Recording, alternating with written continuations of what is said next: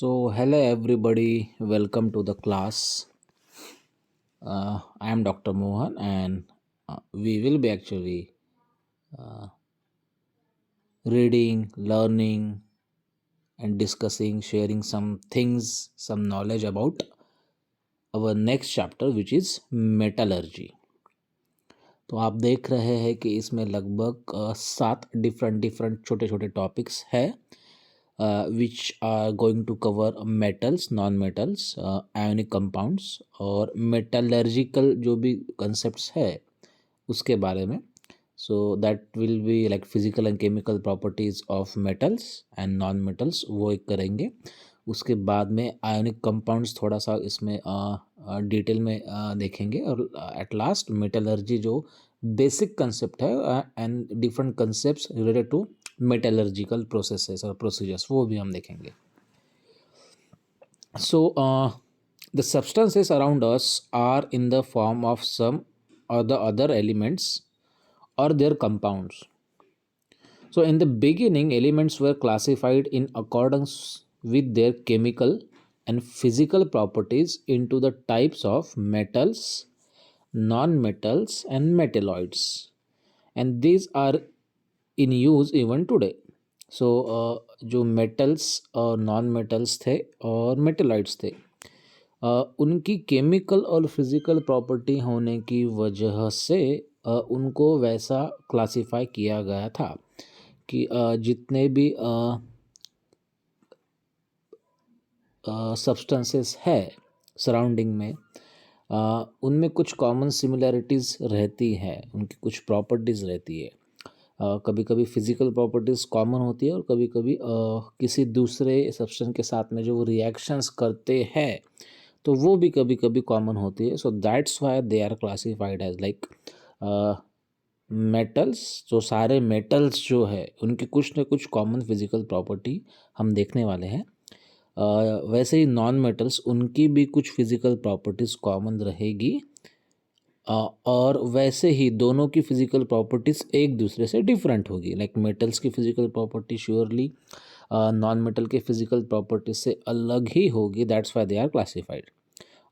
Chemical properties metals की different substances के साथ में जो भी रिएक्शंस होती है वो particularly different for different metals ही होती है.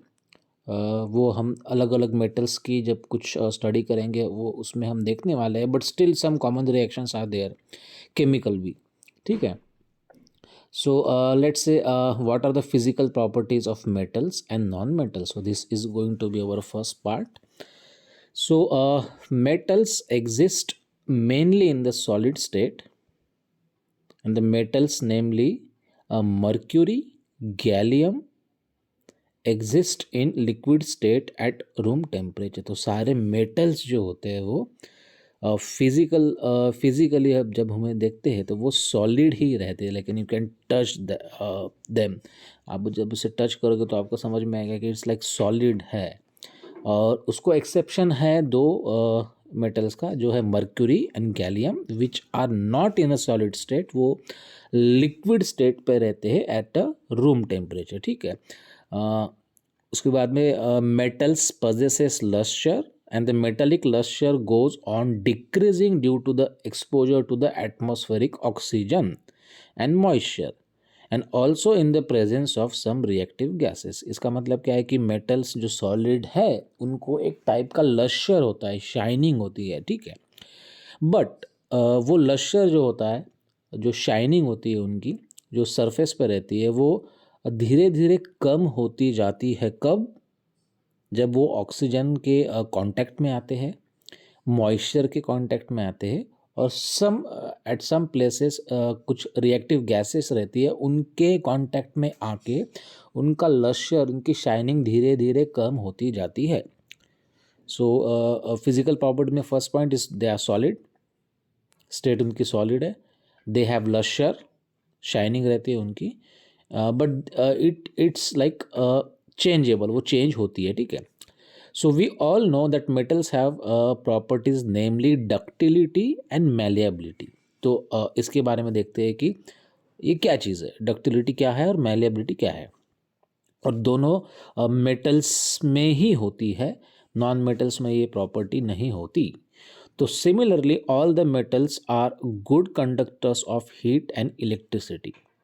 Generally all metals are hard, however alkali metals from group 1 such as lithium, sodium and potassium are exceptions. ठीक है, तो मेटल्स हार्ड होते हैं, बट अल्कली मेटल्स है, मेटल्स में भी अल्कली मेटल का एक पर्टिकुलर ग्रुप है जिसमें लिथियम आता है, सोडियम आता है और पोटेशियम आता है, and they are classified into group 1। ठीक है, ये इनको एक्सेप्शन है क्योंकि दीज आर नॉट हार्ड। ठीक है, so these metals can be cut with the knife as they are very soft. Which metals? Group 1 metals, alkali, lithium, sodium, potassium. ठीक है, so because they are very soft. तो हमें ऐसा लगता है कि मेटल्स हम देखते हैं एल्यूमिनियम, सिल्वर, गोल्ड, वो काफ़ी हार्ड रहते हैं, वो हम यानी जो भी चीज़ें हमारे सराउंडिंग में है, गाड़ी हो सकती है, फ्रिज हो सकता है, विंडोज़ हो सकती है, जो मेटल्स की है, क्योंकि वो सॉलिड है, वो हार्ड है, वो किसी भी चीज़ से उसे कट नहीं कर सकते easily. That's why they are use to protect something important. But उसमें क्या नहीं यूज़ होता, कौन सी नहीं यूज़ कर सकते? लिथियम नहीं यूज़ कर सकते, सोडियम नहीं यूज़ कर सकते और पोटेशियम नहीं यूज़ कर सकते। Why? Because they are soft. अगर गाड़ी हम इन तीनों की बनाएंगे तो वो जल्दी टूट जाएगी। ठीक है, उसको काट सकता है कोई भी। कार हो सकती है, विंडो, अगर हम सोडियम की विंडो बनाएंगे तो वो कोई भी कट करके चोर अंदर घुस सकता है। तो lithium, sodium, potassium which are alkali metals group from group 1, they are exceptions to the in general common properties, physical properties of metals in related to the hardness. ठीक है, वो सॉफ्ट होते हैं। सो these metals usually have high melting point and boiling points। ठीक है, ये एक next point है कि उनको मेल्ट करना काफ़ी मुश्किल होता है, और मेल्ट करने के बाद में भी उनको अगर बॉईल करना है तो इट्स क्वाइट डिफिकल्ट। आपको हीट ज़्यादा लगने वाली है, टाइम ज़्यादा लगने वाला है। For example, tungsten metal has the highest melting point, 3422 degree Celsius. And on the contrary, the melting and the boiling points of the metals such as sodium, potassium, mercury, gallium are very low।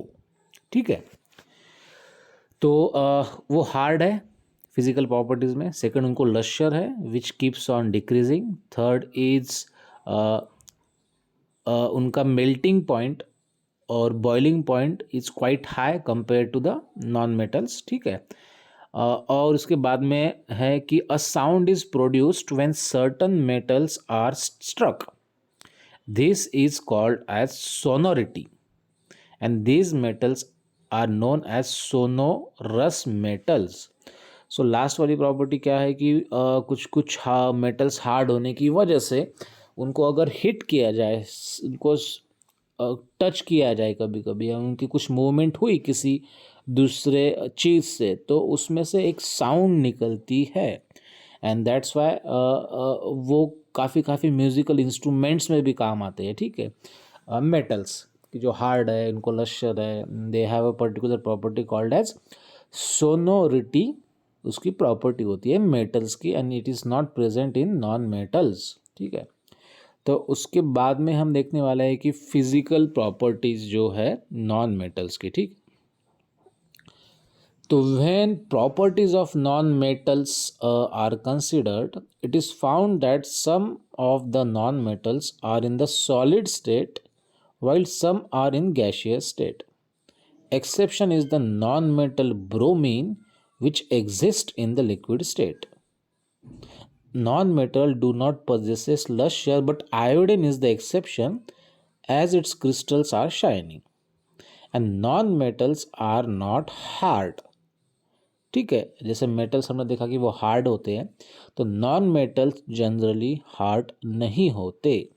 ठीक है, but they are present in the environment, like वो solid भी हो सकते हैं और gaseous भी हो सकते हैं, but not as hard as metals.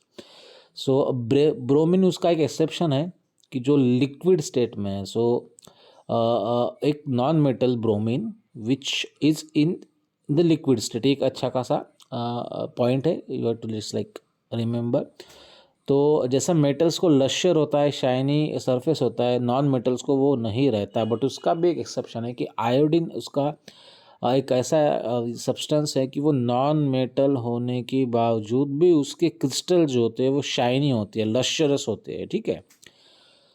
और diamond which as an allotrope of a carbon is the exception. और सेकंड एक्सेप्शन किस चीज़ का है? लश्यरस का, कि नॉर्मली नॉन मेटल्स लश्यर नहीं होते, लश्यरस नहीं होते, बट डायमंड एक ऐसी है आयोडीन के बाद में कि वो दोनों चीज़ें जो है थोड़ी सी लश्यरस कैटेगरी में आती है, जो कि प्रॉपर्टी एक्चुअली है मेटल की। Then diamond is the hardest natural substance, so वो भी एक चीज़ है, ठीक है। Non metals have low melting point and boiling points, so exact opposite है मेटल के, कि जो मेटल है उनके high melting and boiling points होते हैं, but non metals have very low melting point and low boiling point. Non metals are bad conductors of electricity and heat, ठीक है। वो अच्छी तरह से इलेक्ट्रिसिटी एंड हीट को कंडक्ट नहीं कर पाते, and that's why they are used in many many different things, कि बहुत सारी चीज़ों में, बहुत सारे इक्विपमेंट्स में, इंस्ट्रूमेंट्स में या मशीन्स में वो एज अ बैड कंडक्टर होते हैं इलेक्ट्रिसिटी के लिए। इसको हम यूज़ कर सकते हैं फॉर प्रोटेक्शन, ठीक है। So graphite and allotrope of carbon is an exception which is a good conductor of electricity. So graphite non metal में आके भी अच्छा खासा कंडक्टर है इलेक्ट्रिसिटी का, बाकियों की तरह नहीं है, वो बाकी के नॉन मेटल्स जैसे है वो सब के सब बैड कंडक्टर्स ही है इलेक्ट्रिसिटी के एंड हीट के, but graphite is the exception, it can conduct good amount of electricity, ठीक है। इसके बाद में है केमिकल प्रॉपर्टीज से थोड़ा सा रिवाइज कर देते हैं कि मेटल्स और नॉन मेटल्स में। सो बेसिक है कि लश्यरस एक चीज़ है कि है कि नहीं है, स्टेट कौन सी है, सॉलिड है या गैसियस है या लिक्विड है, with exceptions. Then we have melting points and boiling points, किसका हाई है किसका लो है, वो एक चीज़ है, ठीक है। ये और good conductor and bad conductors of heat and electricity. So ये 4 से 5 पॉइंट में आपको जो फिजिकल प्रॉपर्टीज़ है मेटल्स के या नॉन मेटल्स के, आपको वो रिमेंबर रखना है, ध्यान से रखना है उसका, ठीक है।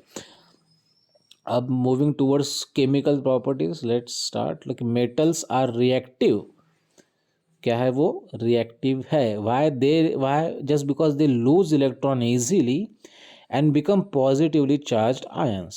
That is why metals are called as electropositive elements. So electropositive elements क्या है? मेटल्स है। क्यों? क्योंकि वो इलेक्ट्रॉन इजीली लूज करके उनका पॉजिटिव चार्ज वो गेन करते हैं, एक्वायर करते हैं, that's why they are very reactive. So it's chemical properties of metal. तो वो किस किस चीज़ों से रिएक्ट हो सकते हैं? तो वो सराउंडिंग में है, एनवायरनमेंट में है, कहीं भी पड़े हुए हैं या किसी चीज़ से उनको बनाया गया है, तो वो ऑक्सीजन एयर में है, एटमॉस्फेयर में है, तो उससे रिएक्ट हो सकते हैं। वाटर हो सकता है, हम किसी भी मेटल से अगर कोई चीज़ बना रहे हैं जिसमें वाटर रहेगा तो उससे वो रिएक्ट होता है, क्योंकि वो एक्टिव है, रिएक्टिव ज़्यादा है, ठीक है। और उसके बाद में ऑक्सीजन से भी वो क्या होता है, जैसा हमने देखा कि वो ऑक्सीजन से भी रिएक्शन करता है, मेटल से भी, मेटल वाटर से और ऑक्सीजन से, दोनों से रिएक्शन करके कुछ नए कंपाउंड्स, कुछ नए रिएक्शन कर सकता है। और नाइट्रिक एसिड भी ऐसा है कि अगर वो मेटल के कांटेक्ट में आ जाए तो वो कुछ टाइप के केमिकल्स फॉर्म करता है, like nitrate salts of metals are formed on the reaction of metals with the nitric acid. So ये एक अच्छी खासी उसकी केमिकल प्रॉपर्टीज़ है। और बाकी जो ये है, लेट्स से कि reaction of metals with the salt of other metals, अगर किसी मेटल का कोई सॉल्ट है already formed, not in the pure form but दो दूसरे मेटल से भी वो रिएक्ट कर सकता है। So these are the 4 properties की केमिकल प्रॉपर्टीज़ मेटल्स की जो है वो हम धीरे धीरे पढ़ने वाले हैं। उसके बाद में इसमें हम कवर करने वाले हैं ionic compounds, like what are they. So, ionic compounds form two units, namely cation and anion, are called as ionic compounds.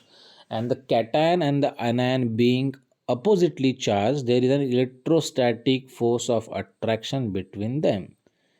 तो ionic compounds कैसे फॉर्म होते हैं, क्या क्या रहता है उसमें, तो एक कैटायन और एनायंस रहते हैं. तो कैटायन और एनायन क्या है, दे आर चार्ज्ड, ठीक है, but they are exactly oppositely charge. So that's why there is a electrostatic force of attraction between them. So cation और एनायन जो है अपोजिटली चार्ज होने की वजह से उनके बीच में एक इलेक्ट्रोस्टैटिक फोर्स होता है और उसकी वजह से वो बिल्कुल क्लोजली बाउंड होते हैं. So you know that this force of attraction between cation and the anion is called as ionic bond. So the force of attraction कि जो कैटायन और एनायन के बीच में है उसे ही आयोनिक बॉन्ड कहते हैं. The number of cations and anions in a compound and the magnitude of the electric charge on them is such that the positive and the negative charges balances each other, and as a result ionic compound is electrically neutral. So ionic compound क्या होता है, charge नहीं होता, उसमें charge रहता है but they are balance. So positive, exact number of positive and negative charges are equal. So that's why ionic compound neutral होता है. अब आयोनिक कंपाउंड्स कैसा दिखता है, क्या होता है नेचर में, कैसा है, तो इट्स क्रिस्टलाइन इन नेचर, वो क्रिस्टल के फॉर्म में रहता है. The surface of all the particles of a crystalline substance have a definite shape and are smooth and shiny.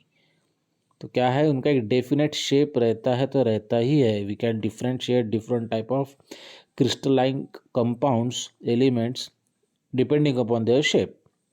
और वो स्मूथ होते हैं, रफ नहीं होते, शाइनी होते हैं, ठीक है, लश्चरस होते हैं सॉर्ट ऑफ.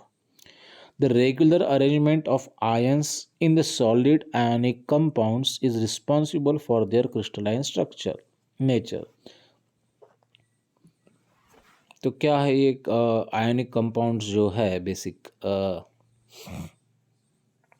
वो हम देखते हैं कि उसकी जो अरेंजमेंट होती है, उसके अंदर जो आयंस होते हैं, सो वो डिफरेंट आयोनिक कंपाउंड्स के अंदर डिफरेंट डिफरेंट उनकी अरेंजमेंट होती है, किस चीज़ की, आयंस की. And therefore the shapes of their crystals are different. So crystal तो रहते ही है बट देयर पोजीशन जो होती है उनकी, ज्योमेट्री टाइप या अरेंजमेंट उसकी डिफरेंट डिफरेंट होने की वजह से उनका जो बेसिक शेप है वो डिफरेंट होता है. सो स्मूथ तो होता ही है, सभी शाइनी भी होता है, बट डेफिनेट शेप किस वजह से आता है, तो arrangement of their particular ions, उसकी वजह से उसको एक स्पेसिफिक ज्योमेट्री मिलती है. The main factor that determines the general arrangement of the ions in the crystal is the attractive force between oppositely charged ions and the repulsive force between similarly charged ions. तो arrangement तो है, उसकी वजह से उसको shape भी है, but जो अट्रैक्टिव फोर्स रहता है उसके बीच में, लाइक जो अपोजिटली चार्ज्ड आयंस है वो भी, और रिपल्सिव फोर्स भी रहता है क्योंकि उसमें सिमिलरली चार्ज आयंस भी रहने वाले हैं ना. लाइक दो पॉजिटिव दो नेगेटिव है, तो एक पॉजिटिव नेगेटिव के बीच में ऑब्वियसली एक फोर्स रहेगा जिसकी वजह से वो बॉन्ड क्रिएट हुआ, but still there are two positive. तो दो पॉजिटिव के बीच में कुछ न कुछ रिपल्सिव फोर्स भी रहता है, ठीक है. So because of this general crystalline structure has negative ion arranged around a positive ion and the positive ions arranged around a negative ion. So two of the important factors are responsible for certain crystal structure are as follows. So size जो होती है positively और negatively charged ions की, उसके ऊपर उसका crystalline structure depend करता है, और magnitude of the electrical charge on the ions. Magnitude यानी पॉजिटिव तो है, निगेटिव तो है, but what is there magnitude, उसके ऊपर, दोनों चीज़ों के ऊपर, size of the ions and the magnitude of the electrical charge on the ions, उसके ऊपर उनका क्रिस्टलाइन स्ट्रक्चर डिपेंड होता है. तो प्रॉपर्टीज़ क्या क्या है आयनिक कंपाउंड्स की, ठीक है। ये तो हमने बेसिक देख लिया कि क्रिस्टलाइन स्ट्रक्चर होता है, कैटायंस होते हैं, एनायंस होते हैं, इलेक्ट्रोस्टैटिक फोर्स होता है, ठीक है, अट्रैक्टिव और रिपल्सिव फोर्सेस होते हैं, और उसकी एक पर्टिकुलर अरेंजमेंट होती है ज्योमेट्रिकली, उसकी वजह से उसको एक स्पेसिफिक शेप मिलता है, डेफिनेट शेप मिलता है, कि जिसके वो शेप देख के हम बता सकते हैं कि ये पर्टिकुलर आयनिक कंपाउंड है। जस्ट हमें पहले अगर नॉलेज होगा कि ये पर्टिकुलर इस शेप का ये आयनिक कंपाउंड है, so that's why it's very important to study ionic compounds. अब हम प्रॉपर्टीज़ जो है वो देख लेते हैं। सो जनरल प्रॉपर्टीज़ जो है आयनिक कंपाउंड्स की, लेट्स सी लाइक ऑलमोस्ट 5 है उसमें, वो हम पढ़ लेते हैं अभी। The attractive force between the positively and the negatively charged ion is strong, so therefore ionic compound exists in the solid state and are hard. तो कहा कैसे होते हैं, वो सॉलिड होते हैं और हार्ड भी होते हैं। The reason behind that is कि अट्रैक्टिव फोर्सेस जो होते हैं उनके बीच में, किनके बीच में, positively and negatively charge ion जो है वो इतने स्ट्रांग होते हैं कि वो सॉलिड ही रहते हैं स्टेट उनकी, ठीक है। The second one is the ionic compounds are brittle and can be broken into pieces by applying pressure. So hard होते हैं, ठीक है, solid होते हैं, but they are brittle. They can be broken down into pieces. Just उनको pressure apply किया कि वो टूट जाएगी. Third thing is intermolecular force of attraction is high in ionic compounds and large energy is required to overcome it. Therefore the melting and the boiling points of ionic compounds are high. क्योंकि उनका एक molecule रहता है, वो दूसरे molecule से इतना highly attach रहता है, वो फोर्स ही इतना ज़्यादा होता है। कौन सा? Inter molecular force. तो उसको रिमूव करने के लिए, कि जो सॉलिड स्टेट में है, पास में है, उनको सेपरेट करने के लिए ज़्यादा एनर्जी लगती है इन द फॉर्म ऑफ हीट और डिफरेंट। तो वो उनको दूर करेंगे, सेपरेट करेंगे, तो ही वो सॉलिड से लिक्विड और लिक्विड से समझो गैस में बदल सकते हैं, बट उसके लिए एनर्जी ज़्यादा लगती है। So that's why melting point and the boiling point of the ionic compounds are usually high. Then moving towards solubility, कि आयनिक कंपाउंड्स है वो वाटर सोल्यूबल होते हैं। This is because the water molecule जो होते हैं वो orient in a particular manner around the ion separated by dissociation process. So as a result of this a new force of attraction is established between the ion and the surrounding water molecules, replacing the original intermolecular attraction. So water क्या करता है कि new type का एक force of attraction create करता है when it's like ionic compounds are dissolved in water. So already उनके अंदर इंटरमॉलिकुलर फोर्स रहता ही है, किनमें? आयोनिक कंपाउंड्स में। बट जब वाटर उसके कांटेक्ट में आता है, एक डिसोसिएशन टाइप की प्रोसेस होती है कि जिसमें न्यू जो वाटर मॉलिक्यूल्स ऐड किए गए हैं वो रिप्लेस करते हैं। किस चीज़ को रिप्लेस करते हैं? कि जो ओरिजिनल इंटरमॉलिकुलर अट्रैक्शन था with in that compound, ionic compound, वो उसको डिसोशिएट करता है। सो उससे क्या होता है कि aqueous solutions of ionic compounds are form. So ये अच्छा है कि एक आयोनिक कंपाउंड है, उसका हमें सॉल्यूशन चाहिए बट एक्वियस चाहिए, तो उसके अंदर वाटर डाल दिया। If we are adding in ionic compounds into water, वो कॉन्टैक्ट में आए तो हमें एक्वियस सॉल्यूशन मिलता है। लाइक सॉलिड से हम कहाँ पे कन्वर्ट हुए? स्टेट सोल्यूशन में कन्वर्ट हुई।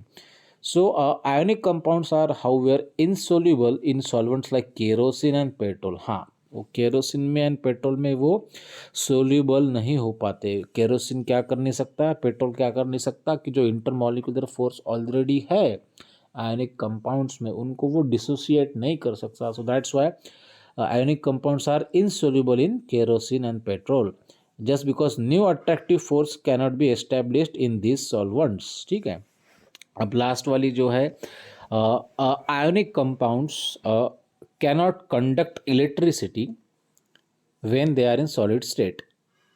क्या नहीं कर सकते वो आयोनिक कंपाउंड्स? इलेक्ट्रिसिटी कंडक्ट नहीं कर सकते, but when it's in solid state. In this state, the ions cannot leave their places. However, in the fused or molten state, they can conduct electricity. As in this state the ions are mobile. तो कब conduct करते हैं वो electricity? When they are fused या molten या liquid state में जब होते हैं तो वो कंडक्ट कर सकते हैं इलेक्ट्रिसिटी। वाई? बिकॉज जब वो मेल्ट होते हैं या फ्यूज्ड होते हैं तो उनके आयंस जो रहते हैं वो मोबाइल रहते हैं, वो घूम सकते हैं इधर उधर।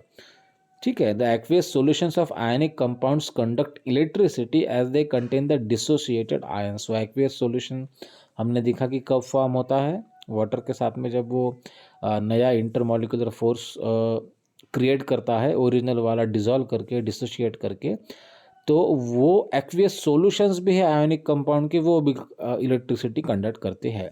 ठीक है। तो एज इट इज़ मॉल्टन ही उसको pure metal pure ionic compound है, उसको फ्यूज़ किया गया है, उसको मॉल्टन स्टेट में लाया गया है without adding any water, still it can actually conduct electricity. But if it's like added, like some water is added या ionic compounds are added into water, उसका एक्वियस सॉल्यूशन किया जाए तो भी वो इलेक्ट्रिसिटी कंडक्ट करता है। So on passing current through the solution, the ions move toward the oppositely charged electrodes. So due to this electrical conductivity infused and in dissolved state of the ionic compounds, they are called as electrolytes. So ionic compounds basically उनको क्या कहा जाता है कि electrolytes कहते हैं उन्हें। क्यों? क्योंकि इलेक्ट्रिक करंट अगर हम उनमें पास करें तो जो अपोजिटली चार्ज इलेक्ट्रोड्स यानी पॉजिटिव वाले निगेटिव की तरफ दौड़ेंगे और निगेटिव वाले पॉजिटिव की तरफ दौड़ेंगे। दैट्स वाई इलेक्ट्रिसिटी उसमें से पास होती है। किसमें? एक्वियस भी सॉल्यूशन रहा या मॉल्टन स्टेट रही प्योर आयोनिक कंपाउंड्स की। सो उसके बाद में हम स्टार्ट कर सकते हैं लाइक मेटलर्जी क्या है, उसमें different type of like overs क्या चीज़ है, उसको सेपरेट कैसे करते हैं ग्रेविटेशन की मेथड से, उसमें एक विफली टेबल और हाइड्रोलिक सेपरेशन मेथड इम्पॉर्टेंट है। Then there is a magnetic separation है, फ्रॉथ फ्लोटेशन मेथड है। So these type of procedures are involve in the metallurgy. ठीक है। और मेटलर्जी किस चीज़ की? Metals, non metals and ionic compound की। तो अगर वो नेचुरल स्टेट में है तो उसे सेपरेट कैसे किया जा सकता है ताकि हम उनको अच्छी तरह से स्टडी कर सके, उसको यूज़ कर सके, कुछ एक्सपेरिमेंट्स कर सके। ठीक है। इसके लिए वो एक्सट्रैक्ट करने पड़ते हैं मेटल की जो डिफरेंट फॉर्म में है, प्योर फॉर्म में नहीं है। जैसे कि एल्यूमिनियम हो गया बॉक्साइट से, या different type of chemical reactions भी हमें अगर चेक करनी है तो भी एक्वियस सॉल्यूशन में अगर हमें कुछ देखना है कि आयोनिक कंपाउंड्स है, मेटल या नॉन मेटल कैसा काम करता है, क्या करता है, क्या नहीं करता। So these all the things we are going to study in this topic. Metallurgy काफ़ी बड़ा टॉपिक है जिसमें गैल्वनाइजेशन है, टीनिंग है, एनोडाइजेशन है, इलेक्ट्रोप्लेटिंग है, अलॉइंग है। सो लंबा तो है but like quite is interesting.